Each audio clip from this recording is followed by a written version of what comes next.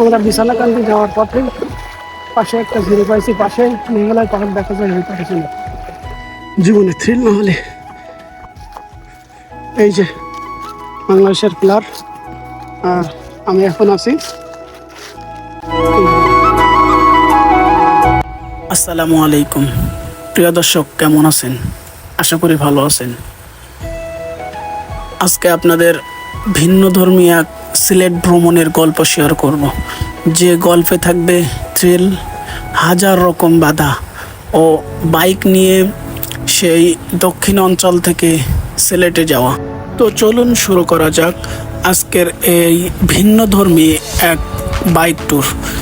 আপনারা সচরাচর যান বাসে করে অথবা ট্রেনে করে সুন্দর সিলেট ভ্রমণ করতে, কিন্তু আমরা এটা না করে সেই সুদূর দক্ষিণ অঞ্চল থেকে বাইকে করে যাওয়ার সিদ্ধান্ত নেই সিলেটে।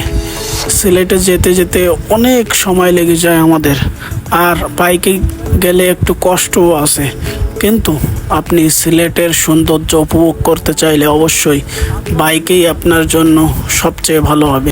আজকের জার্নিটা আপনারা যারা বাইকে করে সিলেট যেতে চান ঢাকা থেকে অথবা খুলনা বিভাগে যে কোনো জায়গা থেকে, তাহলে অবশ্যই ভিডিওটা কন্টিনিউ করুন।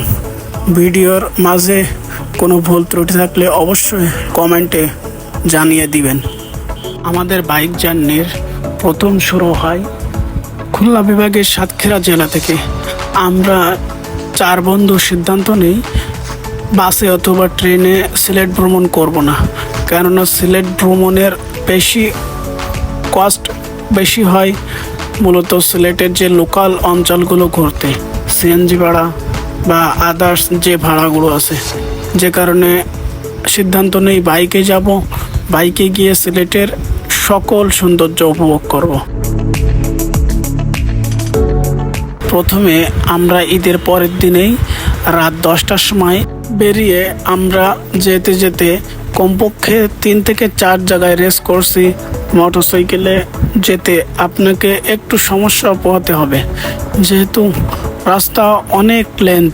ভোর 6টায় ঢাকায় পৌঁছাই, সেখান থেকে আমরা রেস্ট করে দুপুর 2টার সময় একটা হোটেল নিই সিলেটে শহরে।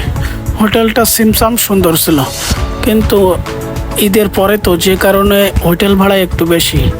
আমরা 4 জন 2টা রুম নিয়েছিলাম, 1500 টাকা ভাড়া, কিন্তু হোটেল হিসাবে এই ভাড়াটা আরও কম হওয়া উচিত ছিল। তো সেটা দেখালাম না। আপনারা যে যার মতন যার যা রেঞ্জ আছে টাকার বিষয়, এটা আপনাদের যেমন টাকা তেমন হোটেল পাবেন। আপনারা 400 টাকায় রুম পেয়ে যাবেন। এটা চিন্তা না করে সবাই চিন্তা করে যে সিলেটে গিয়ে সুন্দর একটা হোটেল প্রয়োজন, কিন্তু আমার মনে হয় এটা চিন্তা করা উচিত না। কারণ যেহেতু সিলেট পর্যটন নগরী, আপনি সিলেটে হাজার হাজার হোটেল পেয়ে যাবেন। আপনি যে কোনো একটাই উঠে যেতে পারেন আপনার বাজেট অনুযায়ী। তো ভ্রমণের গল্প শেয়ার করি। সারাদিনের ক্লান্ত পরে শেষে ঘুমিয়ে 6টার দিকে, সন্ধ্যা 6টার দিকে আমরা উঠে সিলেট শহরটা ঘোরা শুরু করি। প্রথমে আসি শাহজালাল রহমতুল্লাহ এর মাজার। এর ভেতরে ভিডিও করতে দেয় না, তারপরও যেটুকু পারছি সেটুকুই করছি।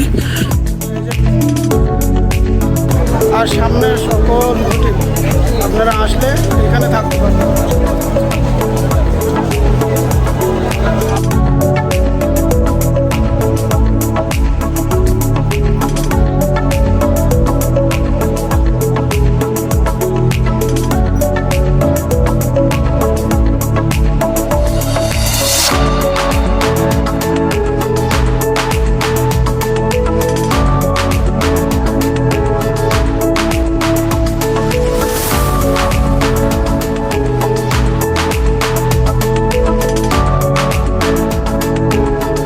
তারপরে আমরা যাই সিলেট আন্তর্জাতিক বিমানবন্দর। সিলেটের যাবতীয় যেগুলো দেখার স্থান আছে আমরা সেগুলো দেখা শেষ করি। তারপরে আমরা রাত 10টার দিকে রুমে এসে খাওয়া দাওয়া করে ঘুমিয়ে যাই পরের দিনের জন্য প্রস্তুতি। পরের দিন সকালে আমরা ঘুম থেকে উঠে নাস্তা করে সকাল সকাল বেরিয়ে পড়ি মাল্লিছড়া চা বাগানের উদ্দেশ্যে। মাল্লিছড়া চা বাগানের ভেতরে বেশি দূর না যেয়ে আমরা উপরে কিছু দূর দেখে কিছু শট নিয়ে চলে যাওয়ার চিন্তা করি। কিন্তু মাল্লিছড়া চা বাগানটা সত্যিই অনেক সুন্দর, আপনারা দেখলেই মুগ্ধ হবেন। এখানে চার পাতা তোলা হচ্ছে, আপনারা সেটা দেখতেই পাচ্ছেন চার পাতা কিভাবে তুলে।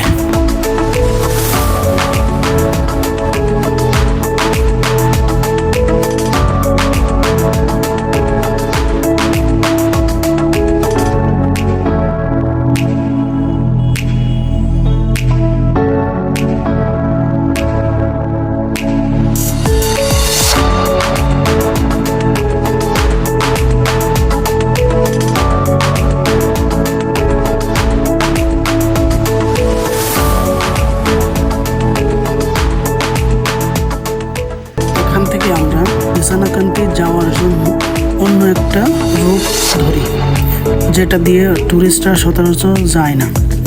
আমরা একটু আলাদাভাবে ট্যুরটা কমপ্লিট করার চেষ্টা করছি, যে কারণে আমরা বিছানাকান্দি মেন রোড থেকে নেমে গ্রামের ভিতরে পীরের বাজার নামক স্থান হয়ে গ্রামের মধ্যে প্রবেশ করি।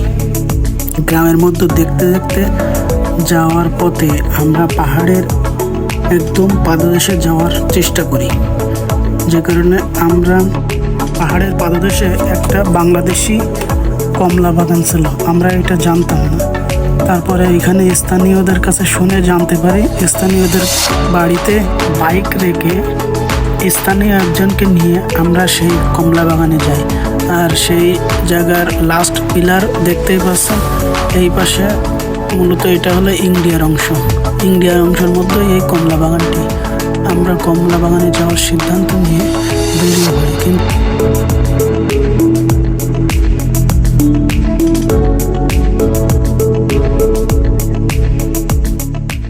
পাশে একটা এত সুন্দর ঝিরি ছিল, ঝিরিটা আপনারা হয়তো দেখতেই পাচ্ছেন। এই ঝিরিটা ওই পাহাড়ের পাদদেশ থেকে নেমে বাংলাদেশের মধ্য দিয়ে প্রবাহিত হচ্ছে। ঝিরিতে বাচ্চারা খেলাধুলো করে, অনেক সুন্দর একটা ঝিরি। তারপরে আমরা কমলা বাগানে যাওয়ার সিদ্ধান্ত নিই। শীতকালে কমলা ধরে, আর আমরা গিয়েছিলাম গরমকালে, যে কারণে কমলা পাইনি, কিন্তু কমলা বাগানটা দেখে আসছিলাম। মাশাআল্লাহ, ওই যে একটা ঝর্ণা দেখা যায় ইন্ডিয়ার ভিতরে। মাশাআল্লাহ, এই যে পাহাড় মেঘালয়ের। আমরা এখন ইন্ডিয়ায় আছি, আর ওই পাশে এটা হলো বাংলাদেশ, ওই পাশেরটা। মাশাআল্লাহ, এই যে ইন্ডিয়া থেকে ঝর্ণাটা লাগে আসছে, এটা বাংলাদেশ। ফোন দিলে কি হবে, এটা দেখা যায়। জীবনে থ্রিল না হলে সেই সম্ভব না। সামনে কমলা বাগান, এই যে কমলা বাগান। এই যে আমরা এখন মেঘালয়ে আছি, ইন্ডিয়ার ভেতর। মেঘালয়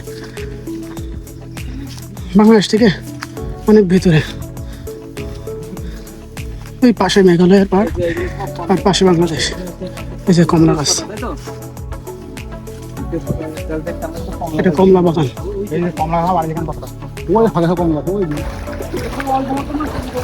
আমরা বিছানাকান্দি যাওয়ার পথে পাশে একটা ঝিরি পাইছি, পাশে মেঘালয় পাহাড় দেখা যায়। এই পাশে ছিল এই যে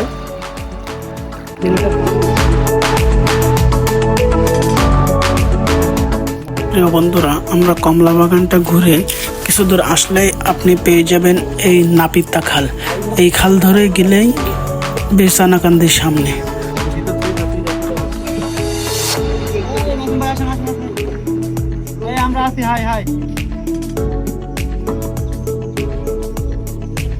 এই যে এখান থেকে আমরা বিছানাকান্দি যাবো। এই ঘাটের নাম কি ভাই? হ্যাঁ, নাপিতা খাল ঘাট। এই খালের ঘাট থেকে আমরা এই নৌকাটা ভাড়া করি 1300 টাকায়, 2টা মোটরসাইকেল ও আমরা 4 জন মিলে এইখান থেকে যাওয়া শুরু করি। এইখান থেকে আনুমানিক সময় লাগে 1 ঘন্টা যেতে বিছানাকান্দিতে। আর মূলত বিছানাকান্দির রাস্তাগুলো প্রচুর খারাপ। আমরা নাপিতা খাল থেকে রওনা হলাম বিছানাকান্দির উদ্দেশ্যে। আর অন্য যে পথগুলো আছে সেগুলো প্রচুর খারাপ, কাজ চলতেছে পথে, যে কারণে এই নৌকা দিয়ে যাইতে হলো। আমরা এখানে গাড়ি নিয়ে আসি, 2টা বাইক নিয়ে আসছি। এই যে মেঘালয়ের পাহাড় দেখা যায়। অবশ্য আবার আমরা ওই পাশ দিয়ে আসছিলাম, কিন্তু একটু নৌকা ভ্রমণও হলো, যে কারণে আমরা এটা বেশি প্রায়োরিটি দিছি। তো দেখতে থাকুন।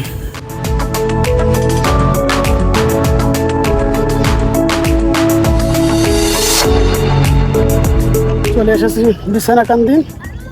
এই যে পিছনে উঁচু উঁচু পাহাড় দেখা যায়, এটা হলো মেঘালয় পাহাড়। আর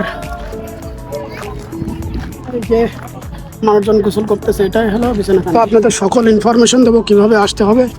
ভিডিওটা কন্টিনিউ দেখতে থাকুন, সবগুলো আপনারা পেয়ে যাবেন ইনশাল্লাহ।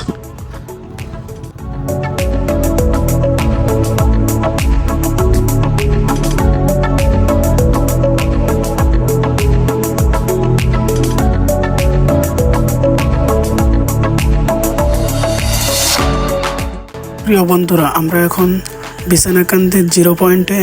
এই যে ড্রোন ভিউ আপনারা দেখতে পাচ্ছেন, এত সুন্দর ভিউ, আপনারা না আসলে বিশ্বাস করবেন না।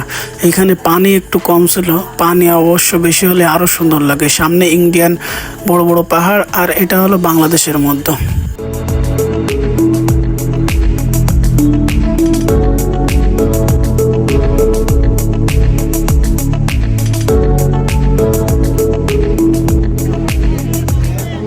এখানে আপনারা দুপুরের জন্য জনপ্রতি 180 থেকে 220 টাকার মধ্যে খেতে পারবেন ভালো মানের খাবার মোটামুটি। আর ইন্ডিয়ান বিভিন্ন জিনিস আপনারা কিনতে পারবেন এইখান থেকে মোটামুটি কম দামে।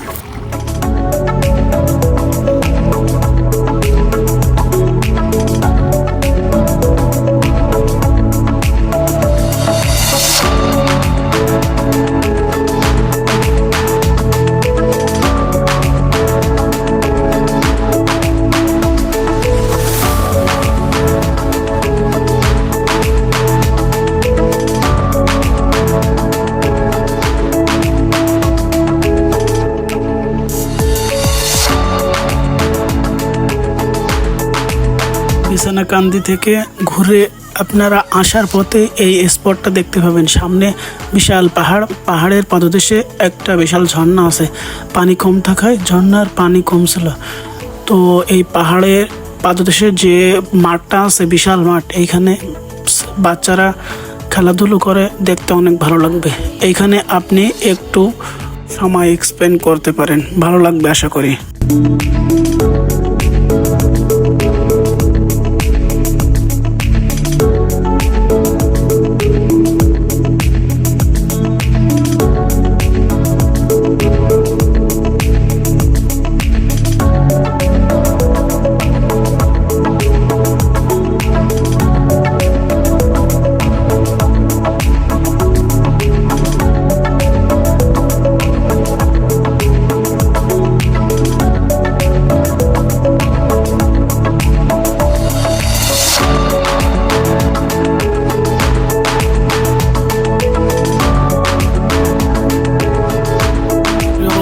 আজকের এই নৈসর্গিক দৃশ্য শেষ করে আমরা যাওয়ার পথে ঘাটে পৌঁছে যাই। এই ঘাটের সামনে একটা ব্রিজ তৈরি হচ্ছে। এই ব্রিজটা হয়ে গেলে অবশ্যই আমাদের অনেক সুবিধা হবে। এই ব্রিজ পার হওয়ার জন্য অনেকক্ষণ ওয়েট করতে হয়। এই ব্রিজটা পার হয়ে সামনে পার হলে রাস্তা, ওইখান থেকে আমরা সরাসরি জাফলং চলে যাই। আজকের ভিডিওটা এই পর্যন্ত, দেখার জন্য ধন্যবাদ। দ্বিতীয় পর্ব জাফলং দেখার জন্য আপনারা অবশ্যই সাবস্ক্রাইব করবেন। ধন্যবাদ সবাইকে।